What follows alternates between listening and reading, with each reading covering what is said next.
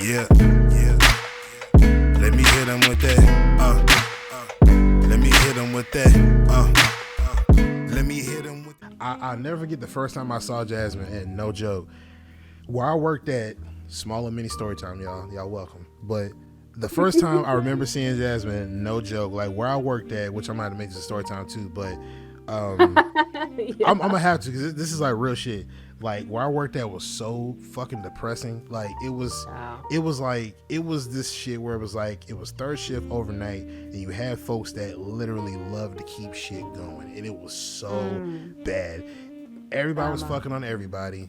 Everybody was sleeping with somebody. Like no bullshit. Like the new girls that got there, the new hires, I bullshit you not, I overheard them saying how they took one of you know when you used to come in through the front, and you know how you used to, like, wait for your specimens or whatever they give you, whatever.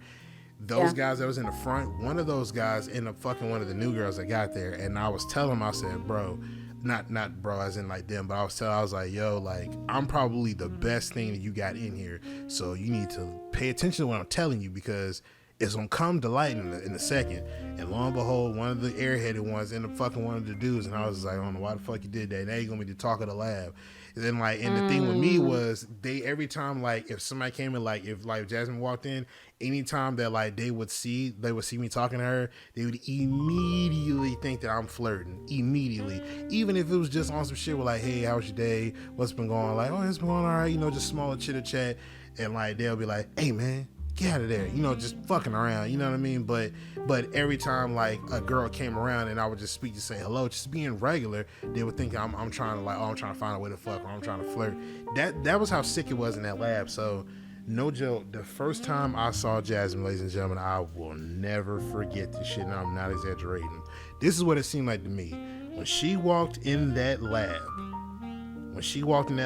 that shit was so dark and so bland and so dry. When she walked in that lab, she had this Erykah Badu-esque, like, aura to her. Like, I kid you not. She walked in, and as you see her now, she has like regular curly hair now, but she had like these locks. What do you call them, locks or dreads? They were dreads. Okay, They were dreads. She had dreads, and like she walked in, and forgive me, y'all, I gotta be descriptive. I saw her when she walked in. She had on her company shirt. She had on her dreads. She had like these, I don't know if they were crystals or something on her. Something that had to do with crystals. Something that was on her. And I don't know if it was a chain or earrings or it was the hair jewelry. And she had on these jeans, and they fit her just right. I know, but they fit her just right. But the one thing that caught my eye about her was the fact that she had like this glow around her. And it was one of those things where it was like, damn, who was that? Not like no like crushing type shit, well maybe, but like just like, damn, like, who was that? Like, who was this person that's in here that looks so different from everybody in here in a good way? And ever since then, like, I made it my duty every time that when I was there, because at that time I used to like input data into the computers, but shit got so hectic in there, I started moving around different departments. But where I moved to the front sometimes. I moved to the front sometimes to move papers and stuff.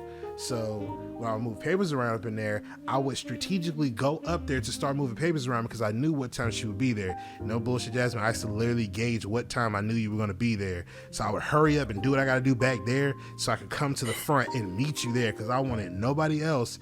And this is what I used to do. Whenever she would get there, she would like pull up with like her bag full of specimens or whatever, and she needs dry ice to keep the specimens locked, because it's like blood, blood, plasma, anything that needs like to be at a certain temperature, she needs the dry ice to make it to her next stop, because she's a courier. That's what she does. So she drives to different like facilities or whatever to pick up or drop off specimens. So she needs to have a good supply of dry ice to keep the stuff within temperature, because if not, then the stuff will void, and then it's a whole bunch of shit with the doctors and all that they gotta redraw. It's a lot of bullshit that's required into that, but whatever. Besides that point, every time she used to be there, I used to always want to be the one to give her the dry ice. Every single day that she came, I was like, got your dry ice right here. She's like, oh, thank you. So eventually that's where I get this nickname from now. She calls me Ice Boy. She calls me that all the time now, and because of that, it's not like it's not ICEBOY. Like no, she calls me ICEBOI. You know what I mean? So it's like, so it's kind of like one of like it's like a cute little nickname. It's like an inside joke, but the same as that time. That's one of the ones where it's like, you know how your mama Like give you, you know, your mama you are give you a my ice nickname. boy. You are my ice boy. You know what I'm saying? My ice boy. Yeah, that. You know what I mean? Yeah. So you know what I mean? So because of that, I earned that nickname. So anytime she calls me Yeah. Ice Boy, I get all like, you know, mushy inside. I warm up inside every time she calls me that. You know, because it takes me back to that time when I first met her, and ever since then Yeah. I've been like hooked to her. There have been times I went over my 30-minute break just to go outside to talk to her. I've literally gone outside taking breaks I shouldn't have been taking, and I will go out there just to talk to her. And I remember people used to come outside looking for me. I used to hide. No bullshit. I used to literally hide between cars, and I'd be like, "Hey, they gone? Yeah, they left. All right, cool." You know, just to talk to her. I didn't care. That's how much I hated that fucking job, and I wanted to be around Jasmine every time she came around. So the fact that after all these years, because that happened in 20. This was before the pandemic, dude. So I was like, what, 17 and 18? Yeah. That had been 2018, 2019, yeah. whichever one of those times. And of course, you know, we're 22 now. So after all these years, from that day forward, I was just like, if I don't do nothing else, I've got to keep in contact with this woman. I don't care how I got to do it, but I will keep in contact with her always, because it's rare that you find somebody like, you know, like that. You know what I mean? So I was like, so like I said, ever since then, that's how me and Jasmine clicked, and I've always kept in contact with her ever since. And you know, she'll hit me up if she not asleep, because you know, of course, she's you know, working all the time. So if I'm never if she's not at work, then she's you know taking care of what she got to take care of. Then she sleep for majority of the day because she worked third shift. So you know what I mean. But other the time, if she ever has time to talk, it's always a good time. You know what I mean. So.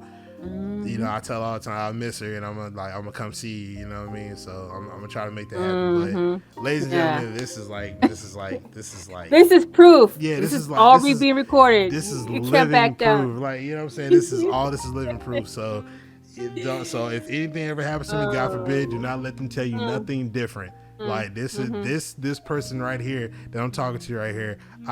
This is the person I can genuinely say I love. Like I love her with every thread of my body. No joke. You know what I mean? So that's real talk. You know what I mean? So you got that on camera for evidence. Yeah.